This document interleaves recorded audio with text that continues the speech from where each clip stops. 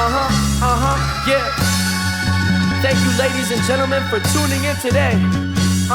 This is First and Vaughan. You know this show is bomb. Jakob's out here dabbing like he's Cam Newton. He's reporting on the NFL. He's the #1 analyst. He's speaking facts and haters can't handle it. But the real animal is RJ. When he has the camera, you know it's a party. He be filming and shooting, making these reels like a movie, editing scenes. He's the greatest cameraman, you can't refute it. Oh, this is First and Vaughan. This is First and Vaughan. This is First and Vaughan. This is First and Vaughan. This is First and Vaughan, you know. Shout out to Sam Fleming for that intro. That man is super talented.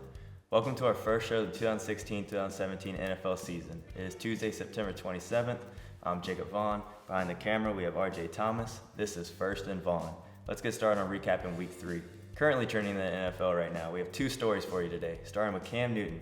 He may not have been the Superman of an athlete he usually is week in and week out, but during his pregame warm-ups, he brought attention and awareness in a different way, by wearing all black and a black shirt with a quote from MLK.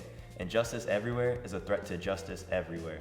And hometown hero from LSU, Falcons Deion Jones for the Atlanta Falcons, returned to his hometown in New Orleans and Louisiana to play the Saints on Monday Night Football, wearing a red X on his cleats to represent how the search and the rescue teams marked the houses after being searched for survivors during Hurricane Katrina. He then picked off quarterback Drew Brees for the Saints for a 39-yard interception return for a touchdown. The Falcons went in and came out with a divisional victory in the Superdome, 43-32 against the Saints on Monday Night Football.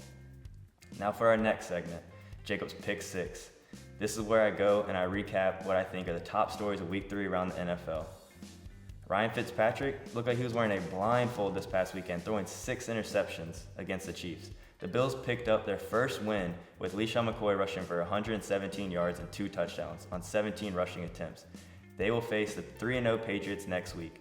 A couple players are coming out of suspension in Week 4. Le'Veon Bell, Josh Gordon. And after Week 3, only 5 teams remain undefeated. We have the Broncos, the Eagles, Patriots, and the Vikings. Also, cornerback for the Chiefs, Marcus Peters, had a big week defensively. Through the first 21 career games of Peters, he's had 7 more interceptions with 13 than Revis and Deion Primetime Sanders. They both have 6 interceptions in their first 21 NFL games. Richard Sherman continues to show that he can talk the talk and walk the walk, with allowing only 23 yards on 94 snaps, making him ranked as the #1 cornerback through Week 3. The next segment, we have the Elite, which is where I do my top 5 teams week in and week out. Now here's Week 4. And at #1 this week, we have the Denver Broncos. Their defense continues to play as one of the best in NFL history. And finally, their offense is starting to click behind quarterback Travion Simeon. #2 is the Patriots. It doesn't matter who you have at quarterback, Coach Bill Belichick will still come up with a game plan to come out with the win each week.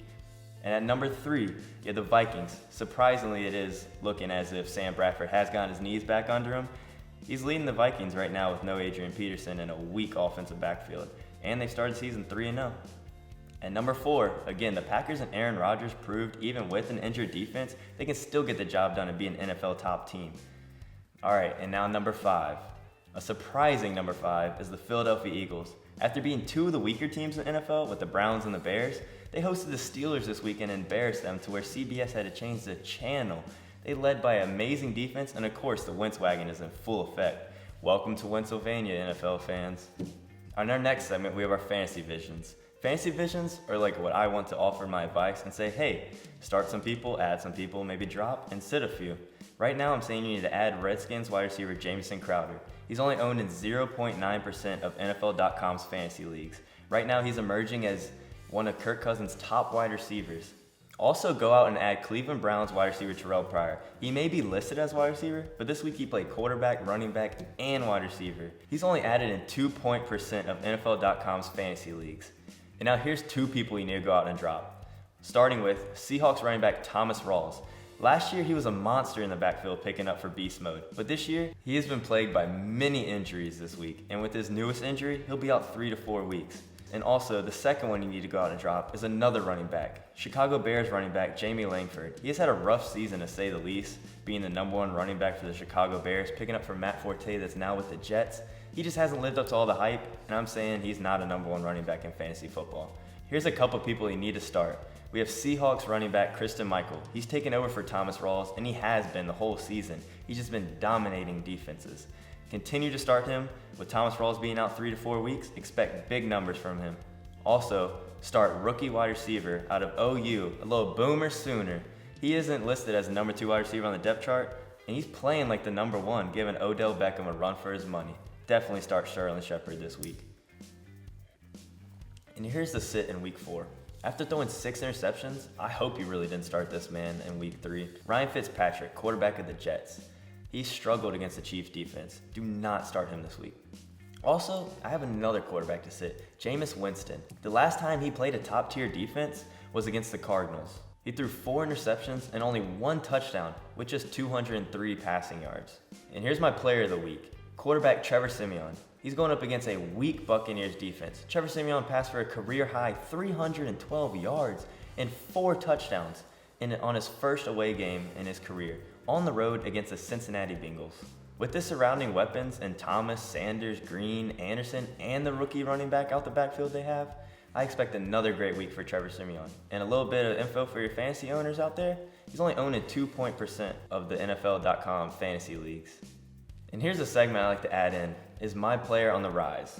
My player on the rise is tight end Kyle Rudolph for the Vikings. With Adrian Peterson out, Sam Bradford will continue to use him as a safety blanket. He is only owned in 16.2% of NFL.com fantasy leagues.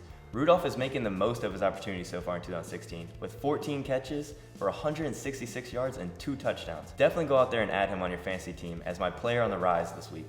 And for our next segment, it's going to take a little hydration. 30 seconds in the pocket.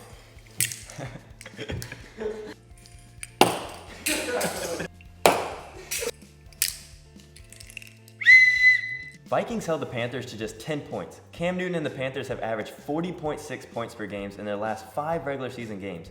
I would look for the 3-0 Vikings to continue to dominate on defense side of the ball. Vikings wide receiver Julio Jones had a tough week against the weak Saints defense, having only 1 catch for 16 yards. I know he's the top wide receiver in the league, but take a look at his next 3 weeks.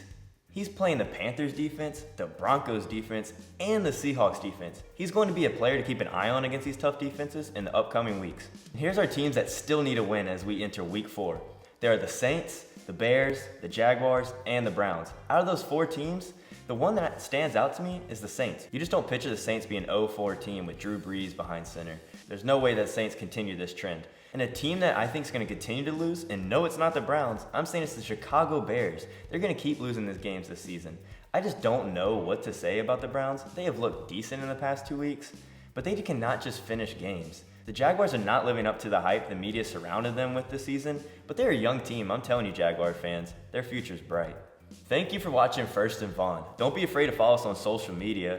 We hope you enjoyed the show today. Be sure to check us out every single Tuesday throughout the NFL season. RJ and I, we'll try to do better next week. Hope everybody has a good week 4 in the NFL. This is First and Vaughan. This is First and Vaughan, you know.